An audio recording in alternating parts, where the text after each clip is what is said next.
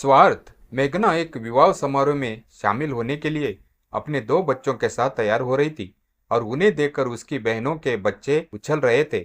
हम भी जाएंगे, हम भी जाएंगे। ठंड का मौसम, पैदल 1.5-2 किलोमीटर की दूरी जाना है और फिर वापस भी आना है। के बाद नियम समय पर लौटकर 50 किलोमीटर की दूरी पर स्थित वास्तान के लिए 1:45 रात की रेलगाड़ी भी पकड़नी है। नियमित समय पर रेलगाड़ी रही तो बहुत बढ़िया, पहुंचते पहुंचते 11 बज जाएगा, नहीं तो आध पौन घंटे यूं ही गए। अस्त व्यस्त रेलवे असंतुलन के नाम पर बिछावन पर जाते जाते आधी रात होनी ही है। अगले दिन सुबह सुबह स्कूल के बच्चों की परीक्षा भी है। स्थिति और परिस्थितियों की विविध नियम और शर्तें लागू थी। एक हो तो ले भी ले साथ, पर यहाँ चार चार बच्चे, उससे अच्छा किसी को भी न लिया जाए। किसी एक को ले जाने का अर्थ है किसी विशेष को विशेषाधिकार प्रदान करना और अन्य किसी को उससे वंचित रखना। इसलिए थोड़ी नरमी से हंसते हुए, नहीं जाएगा, खाना पीना, ग्लास तोड़ना, बाहर जाना, अर्थात उसका आशय था कि मुश्किल से एक पूरी भी तो खाना नहीं आता ही नहीं, और फिर हड़बड़ी में मुंह में खिलाने का अलग लफड़ा। वैसे अन्य के प्रति आरंभ से संस्कृत अनुचित बच्चों को बहुत अच्छी तरह आता है कि अन्न बर्बाद ना किया जाए। एक एक दाना ईश्वरीय अंश है, उतना ही लो ताकि खाकर सदुपयोग हो जाए। बावजूद ये बच्चों की फौज देखकर तो कोई भी डर जाएगा। सच भी तो है, 4 वह खुद हुए और ये 4 गिनती के आधार पर तो कुल जने 8 आदमी। किसी एक परिवार से शिष्टाचार और सामाजिकता की दृष्टि से तो बिल्कुल अजीब और अशोभनीय लगता है। वह तो अपने बच्चों को भी नहीं ले जाती, पर समयानुसार साल में 1 से 2 विवाह पार्टियों, मुश्किल से किसी अति घनिष्ठ मित्र संबंधियों के यहाँ का अवसर मिलता है। नहीं तो पति की छुट्टी, समारोह स्थल की दूरी, बच्चों का स्कूल, चाहे परीक्षा, सुविधा असुविधा का विचार, किसी न किसी कारण के बहाने बहुत कुछ सोचते विचारते टालते हुए अक्सर गुजर ही जाता है। सारा तमाशा देखते हुए मेघना की माँ ने उसके पति से कहा, ये बचपन से ही है ऐसी, अपने छोटे भाई बहनों के साथ कभी नहीं जाती थी कहीं, किसी भी पार्टी में, या तो अकेली जाती थी। सुनने के पश्चात आकर एकांत में अपनी पत्नी मेघना से पति रोहित ने कहा, क्या कह रही है तुम्हारी माँ? तुम ऐसा क्यों करती हो? क्यों मना करती हो बच्चों को? ले चलो ना, बच्चे कितने उत्साहित है। तुम इस तरह कठोर मत बना करो, इतना बुरा लगता है।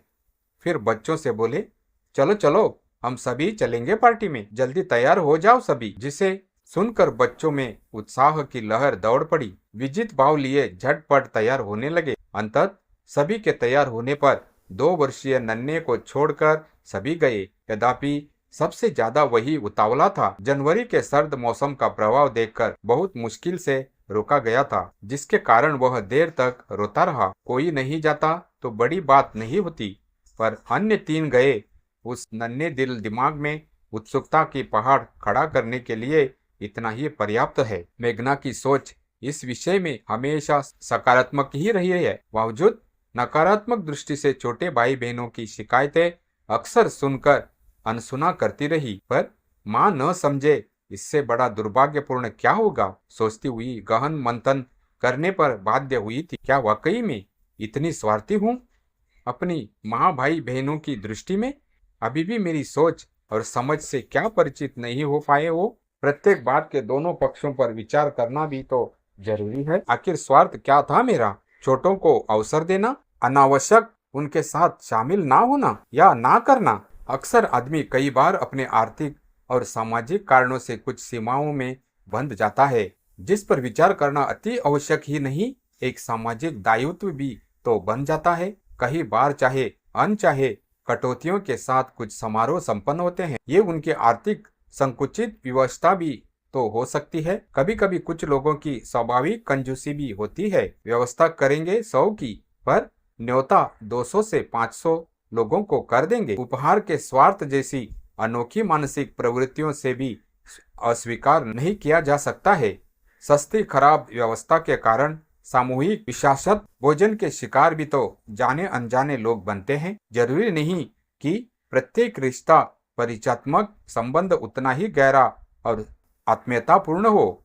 सामाजिक जीवन में कुछ रिश्ते या परिचय औपचारिक भी तो होते हैं, जिसका ध्यान और सम्मान करना जरूरी है। हमारे निम्न मध्यम वर्गीय समाज में किसी भी विवाह या अन्य समारोह में भोजन बर्बादी बहुत ही आम बात है। चाहे इसे लापरवाही या मूर्खता जो भी कहा जाए, एक घृण अपराध से क्या यह कम होगा? सबसे बुरी बात कि लोग खाने के टेबल पर ऐसे टूट पड़ते हैं जैसे जन्मों की भूख आज और अभी किसी बहाने से मिटा लेंगे। अतृप्त लिप्साओं की भी हद होती है यार। कई बार खाने और खिलाने वालों के द्वार ऐसी अप्रत्याशित परिस्थितियां उत्पन्न कर जाती है कि भोजन बारातियों से पहले ही स्थानीय मेहमानों द्वारा चट कर गए या बर्बाद कर दिए गए।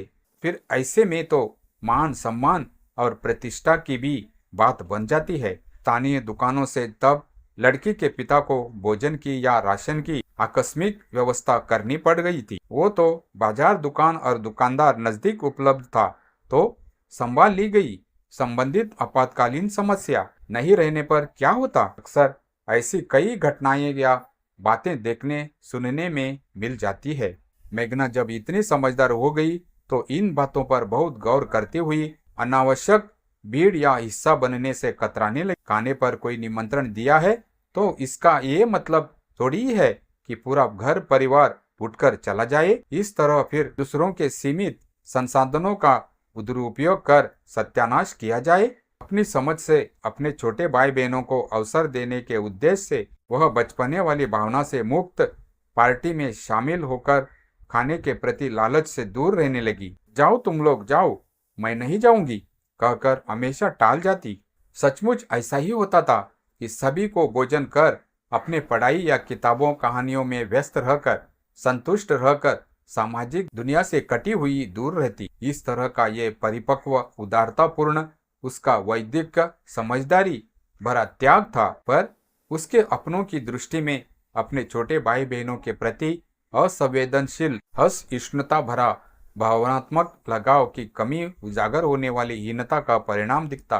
पर हाँ, जब निकटतम सहपाठी सहेली के घर की बात होती तो अपनी माँ के साथ अकेली चली जाती, जो उसका स्वार्थ समझा जाता। आज न एक दो बच्चे रहते हैं 10-15 वर्षों से, नहीं तो 20 साल पहले तक किसी भी घर में 4-5 बच्चों से कम शायद ही होते हैं। हंसते हुए उन दिनों में वह कहती अक्सर, कोई निमंत्रण दिया है तो इसका ये मतलब नहीं कि पूरी पलटन लेकर दावा बोलकर किसी का भी बेड़ा गर्क करने का बेड़ा उठाया जाए हर बार। कभी भी किसी के लिए समस्या नहीं बनना मुझे। खैर, अब तो अंत गोतवा लोगों की सामाजिक आर्थिक परिपक्व व्यवस्थापक स्थितियों में बहुत बदलाव आया है। इसके साथ साथ मानसिक और वैचारिक बदलाव भी तो आए हैं।